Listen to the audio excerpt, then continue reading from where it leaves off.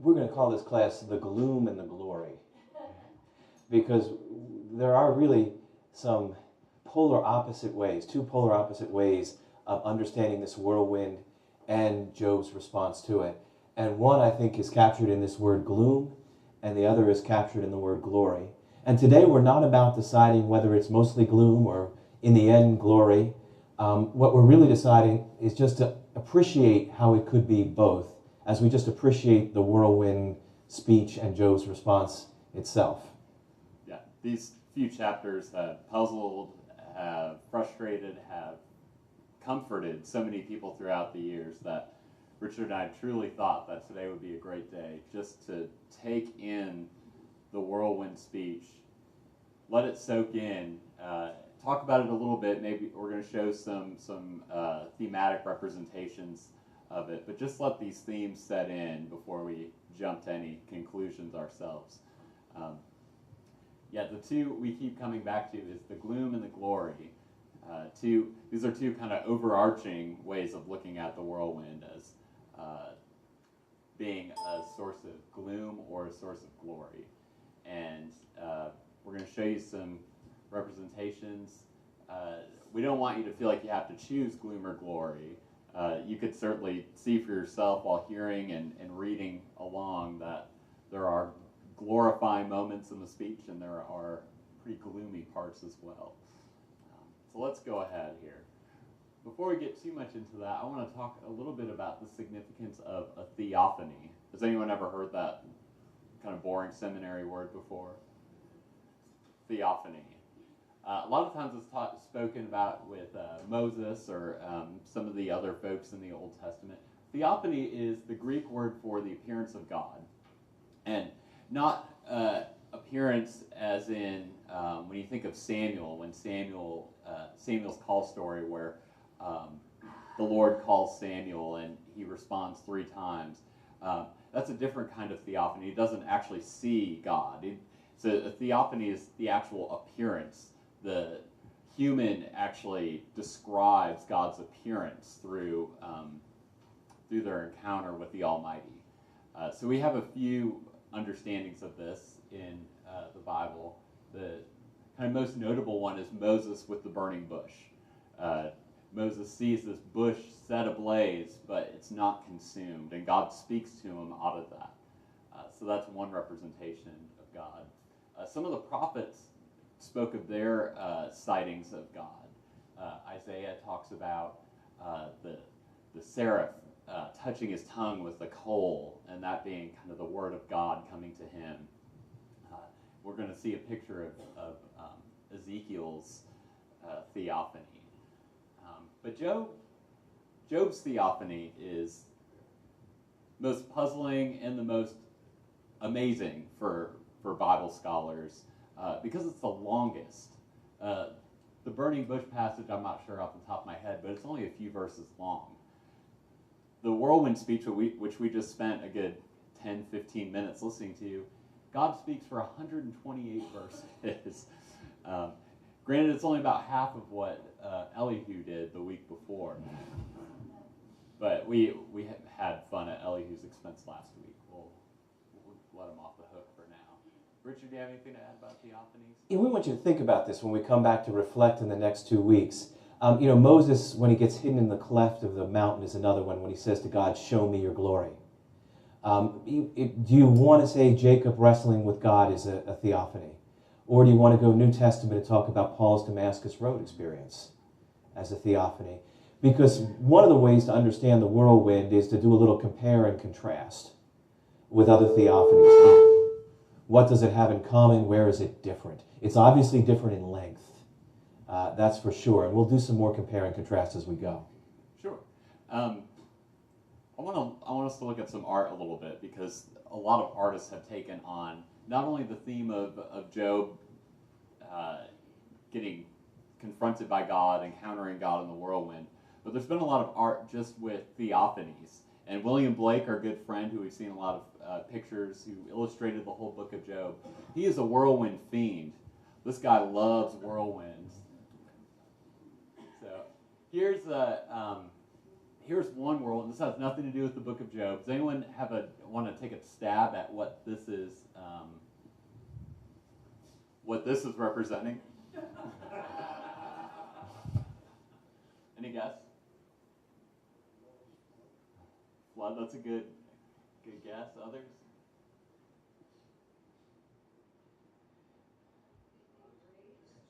Think Dante. Think literature. Yeah. This comes from Dante's Inferno. William Blake also did an illustration of the Inferno, just like he did with Job. And this is, I don't know, Richard, you're the Dante expert in the room. Can you explain this a little bit? It's confusing to me. It's a whirlwind experience. It's the lovers whose love was illicit, and it's one of the upper levels of hell, because it was sin of overwhelming passion rather than sin of calculated self-interest, which tends to be much lower in hell. But their punishment is to kind of be whipped around in this whirlwind, chasing each other, and not being able to touch or connect with each other in any way. And Francesca and Paolo, I forget which one comes out and talks to Dante, but if you know, I saw Brian here, Somerset Maugham, The Painted Veil was made into a movie. That's a contemporary version of these two lovers who are in Dante's fifth level of hell. Fifth, I think. I'm not quite sure the level. It's Canto 5. Yeah, go. That may be Francesco and Paolo. I don't know. It's all these lovers together. Yeah, and they're all being like whipped through, kind of like an amusement park ride, but you can't touch anybody or connect. This is how great Richard is. He had no clue this picture would be in the slideshow. And I may be making it up, so don't. I may not be right. I'm doing that from memory. So this is also William Blake. This is from another set of illustrations. This is on. This one's just called Jerusalem, and this is the divine hand going down to Adam, right here. And this is kind of a whirlwind. You see the divine figure up above, kind of stretching out the hand of the Almighty towards Adam.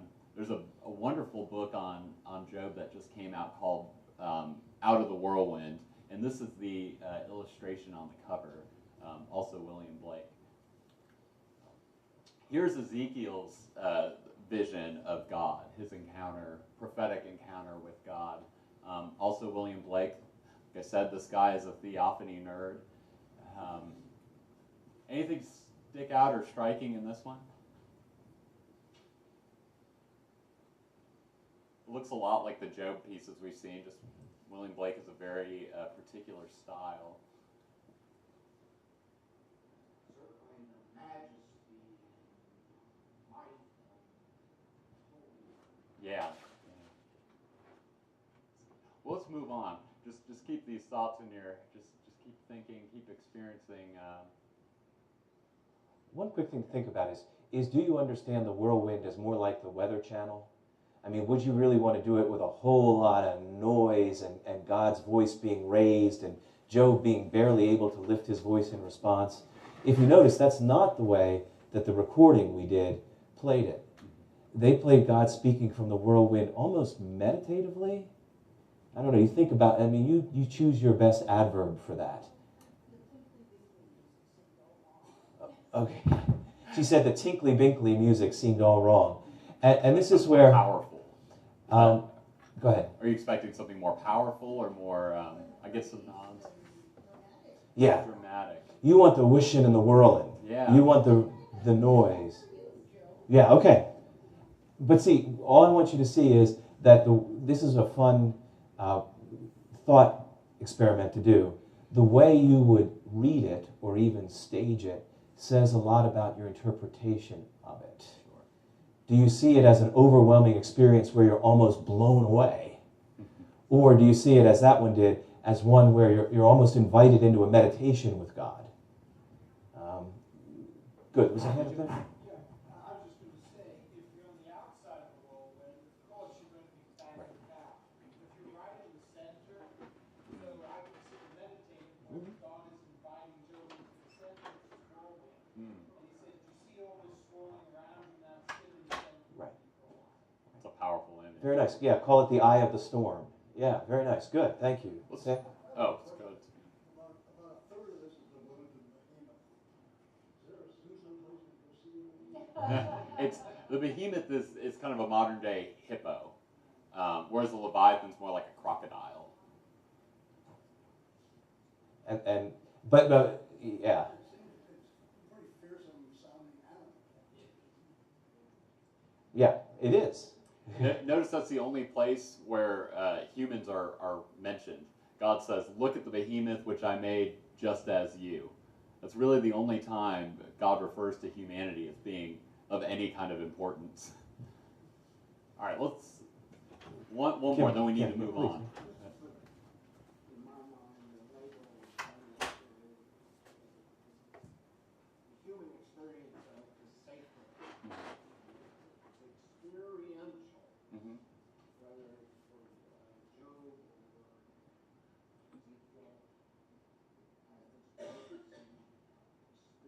Experience. It is experiential, and the way we experience is almost always a surprise. Moses did not go out expecting the burning bush. And so, I mean, that's one of the things we want to make this experiential, is to try to think, as close as we can, what it would have been like to experience this whirlwind. Here's Blake's depiction of the whirlwind in Job, God coming out of the whirlwind in Job. And this shows a little more possibly gloom, possibly glory. I think you could interpret this one either way. But notice the friends are kind of hiding in fear. I think that illustrates your point of, if you're invited into the center, maybe it's more of a comforting place. But if you're on the outside of it, maybe you're getting blown away, or maybe you're frightened. So I think that point illustrates this illustration pretty well. This is one of the most notable illustrations from his work on Job. Now, I can't talk about the whirlwind without going to the Brick Testament, right? To see how they interpret the whirlwind. I think they do, as beautiful as some of these illustrations have been, I think they do a better job of giving us some interpretive vision on the whirlwind. So let's give this a look. I'm pretty sure that's Dumbledore, who's. I'm pretty sure they just used a Harry Potter Lego set for God there. Yeah, but there's the swirling set of Legos. Kind of looks like a DNA model Helix, yeah. around them. Look at the friends. Look at the friends. They're on their heels. They're getting Yes. blown back by the storm. I think that's pretty brilliant. And Job's this is Job right here. He's hanging on for dear life too. He's still clinging to the ash heap. The Brick Testament really goes, at least for chapter 38, goes almost verse by verse through it. So we're just going to look at a few selected ones. Look at where the friends are all hiding, and you can see Job in the corner, but the focus is all on God here. Someone's kind of face down over in the bottom right corner of the screen. And does God look glorified or gloomy? Yeah. Yeah. Yeah, this is one you would do, I mean, for this, the rumbling, if you do it audio, you know, you would have the noise and the whooshing, you'd barely be able to hear the words. It would be so much sound of the whirlwind. Now God's hands are out. It's not only the kind of angry eyebrows and big, distinguished, kind of scary beard, but the arms are out in aggression almost.